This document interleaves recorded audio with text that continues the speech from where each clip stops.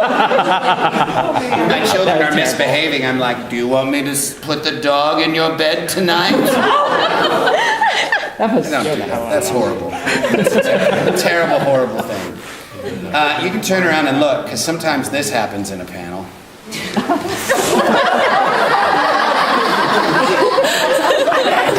Okay, come join us. Where's your cupcake? Wait, stop right there. Stop.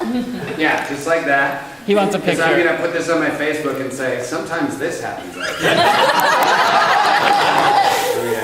Hey, while you're doing that question, do you have any pets at home? Hold on.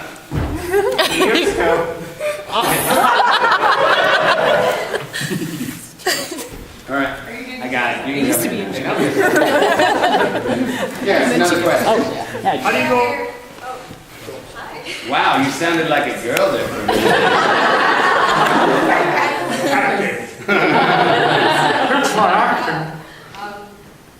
Either one.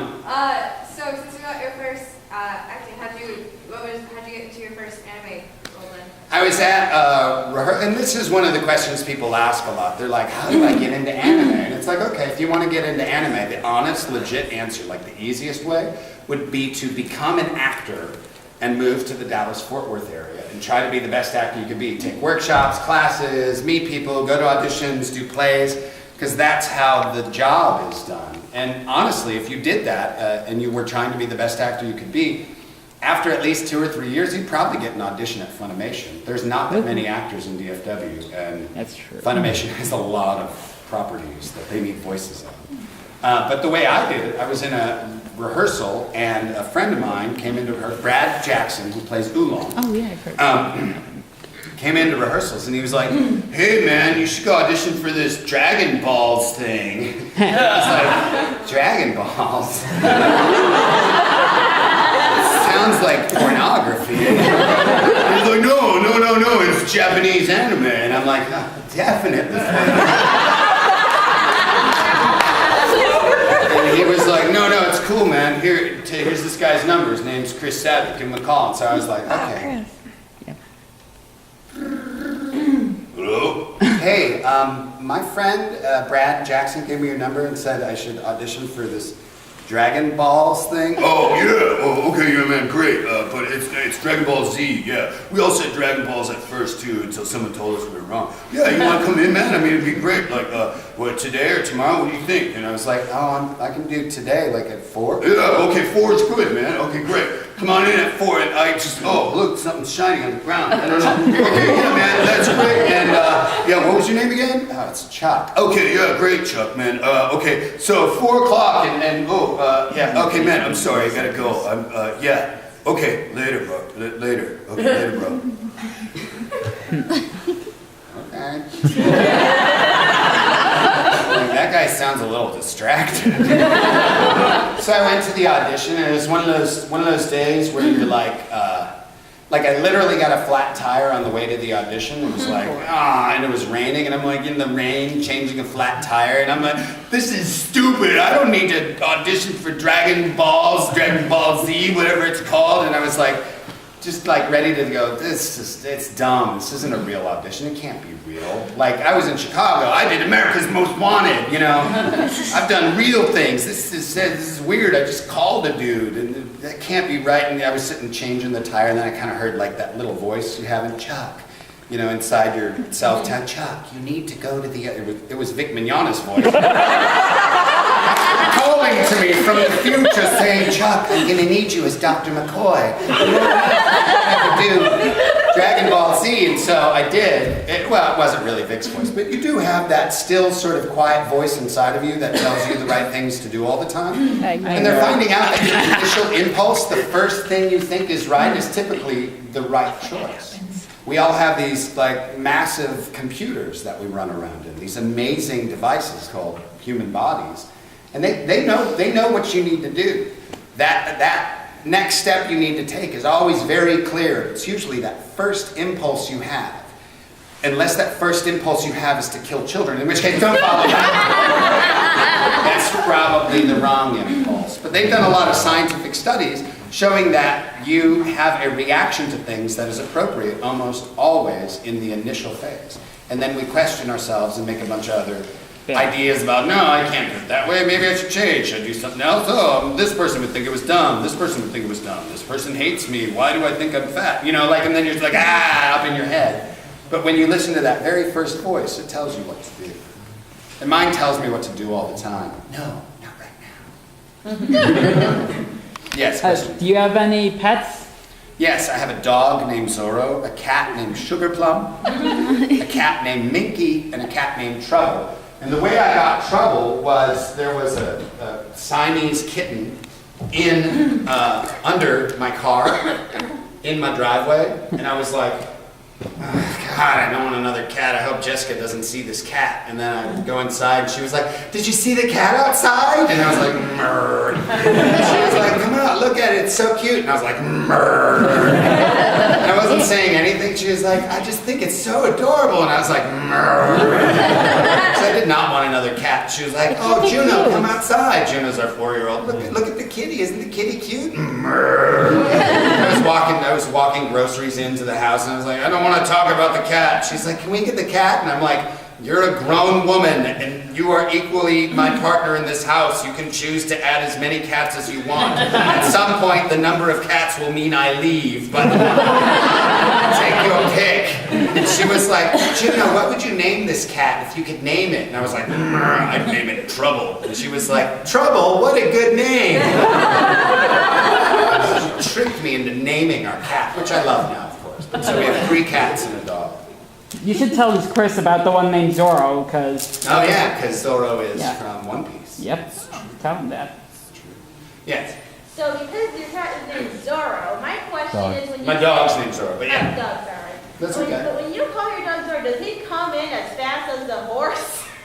Nah, he's a Australian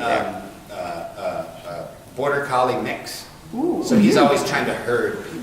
It's always under your feet, and you'll be like, oh God, sorry. I can't believe it. Oh God. If he causes too much trouble, you can always merge him with a kid. Yes, question. So what's your process for trying to decide what a character is going to sound like for your voice acting? We listen to the Japanese actor first. That gives us the basic framework, like it's got to feel like this. And we can't always imitate we can't always imitate exactly the way the Japanese do it, but we can embody the spirit of it as much as we can. And then I operate physically. I watch what the character does physically, and I embody that physicality, and that embodying that physicality usually gives me what the voice is going to sound like. You can change your one of the things a lot of people do. People will come up to the table and they'll say, "I do a really good Vegeta," and I'm like, "Okay, great. Show me your Vegeta." And they're like, "Oh, Vegeta," and I'm like, "Yeah, that's awesome." But doing imitations is not what voice acting is about. That's what comedians do. Comedians do impressions of other people. That's a realm for comedians. But what voice actors do is create original characters. They're not original, they've been drawn, and the Japanese have done it, but they're creating from their original voice, the voice for that character. And a lot of times what you can do to create a voice is to do a really, really bad impression. Because the way I got Emperor Pilaf's voice was I did an impression of a woman from an old sitcom called All in the Family. Her name was Edith Bunker. So I was like, ow, Archie, ow, yeah, that's Emperor Pilaf. Okay, I got it. It's a really bad Edith Bunker, but it's a perfect Emperor Pilaf. So Emperor Pilaf is really a 60-year-old woman from Queens. That kind of makes sense. Ow, Archie, what is that? Would you be my girlfriend? Yeah, I know, right? Uh-oh, someone's lost it. Oh, no. She's good. She got a freshman. She's not going to pass out. We will survive it. Yes, question. Have you ever compared your Android 17 voice to that of DBZ Abridged? Oh. Good evening, Dr. Jarrell. It's so nice to meet you. Nah, I'm just messing with you. That's a DBZ Abridged live. Yay! Those guys are awesome. What they do is amazing. I love it. Yeah, and their Android 17 is fantastic. You should have gone down video. Hi. Come on in, join us. Oh, burped. That's what's going on. That's what happens when you only have one tuna sandwich all day. Hey, did you just get that video of him saying this up? I know, I'm not sure the tuna was right. Now we have one more thing. It was the one I packed. No, I'm kidding. That'd be horrible. Channel it. Channel it into your acting. That's right. Dude, bathroom's that way. Any other questions? Yeah, This isn't a question, it's more of a comment. all right. I absolutely adore your Dr. McCoy. Oh, thank you. Thank you very much. I do Dr. McCoy in Star Trek Continues, and it is probably one of the favorite things I do every year. It's pretty amazing. Work with a lot of amazing people. And the Star Trek fandom is really rabid as anime fandom, for sure. Yes. Oh no, I'm both, so. Oh, okay. It's just a Power. fist pump. Yeah.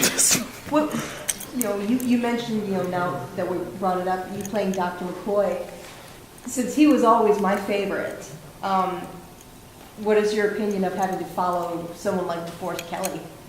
It's not even following him. It's more like it's an homage in a way. It's trying to once again embody what he did, but without imitating it.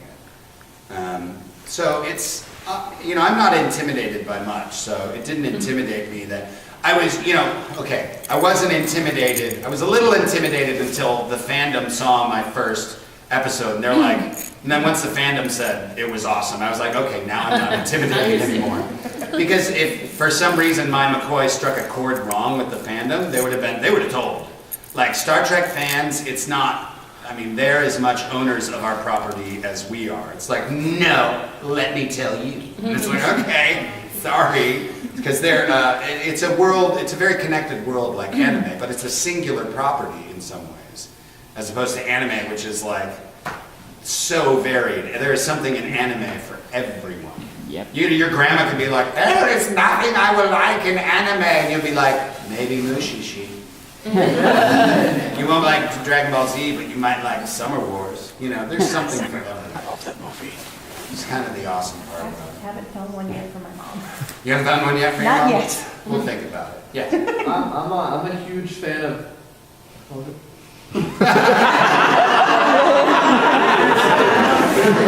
huge fan of Dr. Stein. Could you do an impression for me? I'm going to dissect you. No, that's got to be my favorite comment I have had in a long time. I am a huge fan of, what was it called? Genius. No, that's awesome. No shame, brother. No shame, yes. Who's creepier, Kululu or Dr. Stein? The tendency would be to say Dr. Stein, but in all honesty, I think Kululu is the more dangerous. Because Kululu would be like, I don't know, maybe I will kill an entire city. Because he's a little twisted. Stein is twisted too, but you can tell his heart's in the right place. Kululu, I'm not sure his heart is anywhere.